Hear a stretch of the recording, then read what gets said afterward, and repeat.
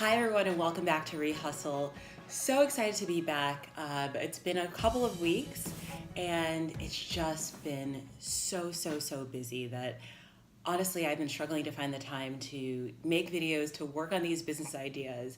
Because there's just been so much to do. It's so hard to start something else while you've got other stuff going on. So that's what I've been struggling with. So I've made some progress, which I'm super excited to update you guys all on.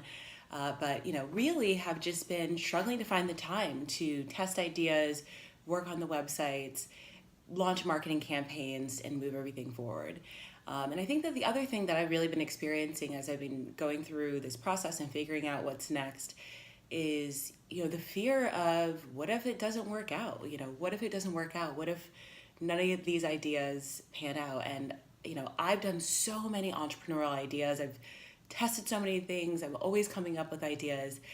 And I guess what I'm really afraid of is failing again. Like, how embarrassing. I like there's this like loop that goes in my head that's, hey, if I put this out there and I try some new ideas and nothing works, I'm gonna look like an idiot. I'm gonna look like a loser. Like, this girl's always testing ideas and none of them work. So, there's like a bit of fear and a bit of shame in that, but I think that what I've started to realize, and I was thinking about this the other day, I was taking a break from making videos and figuring out what I wanted to talk about next. I was like, at the end of the day, if nothing works out, if one other person learns from this experience, they start their own business, they learn how to do it, they, test something that they wouldn't have already tested, then I've got to count that as a win. Like, that is a win in my eyes. Like, that's not to say that like I don't want, to be successful and start something that works, but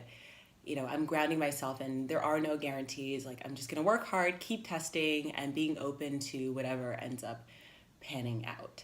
So now for the update on, kind of everything. So I think the last time I was at the point where I started a survey. So I launched a survey to just get some feedback, and the results of the survey are crazy. Like, I think that this is the thing that always happens with starting a business. Like, you think things will be one way and then they completely turn out to be a different way. Like, you've got to listen to the market. You've got to let your customers tell you what they want, tell you what their pain points are, so that you can, build something for your customers. So I'm going to walk you guys through those survey results here in a second.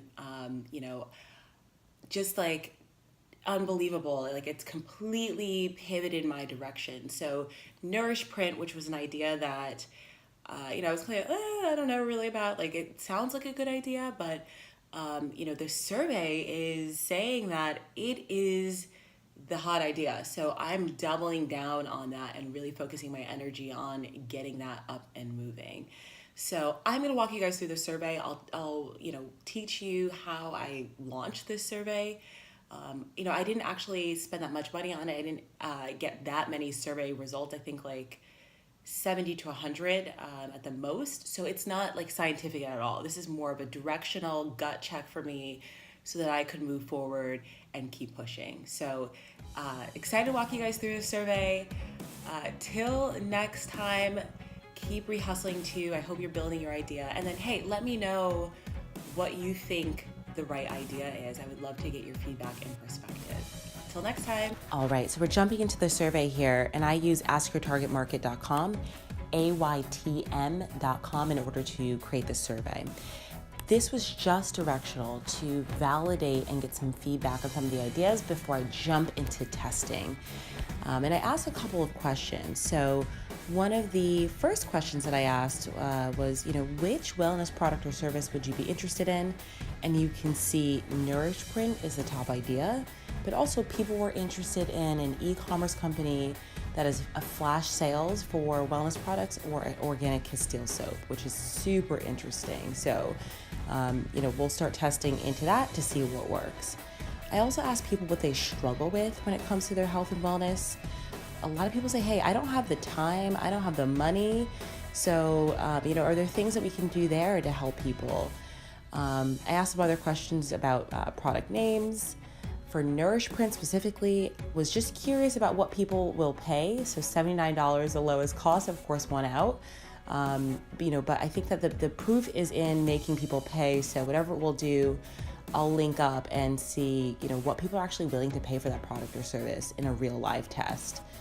What's your biggest health and wellness goal? So most people say, hey, I want to lose more than 10 pounds. So that gets interesting. I'll include that as a goal on the Nourish Print website.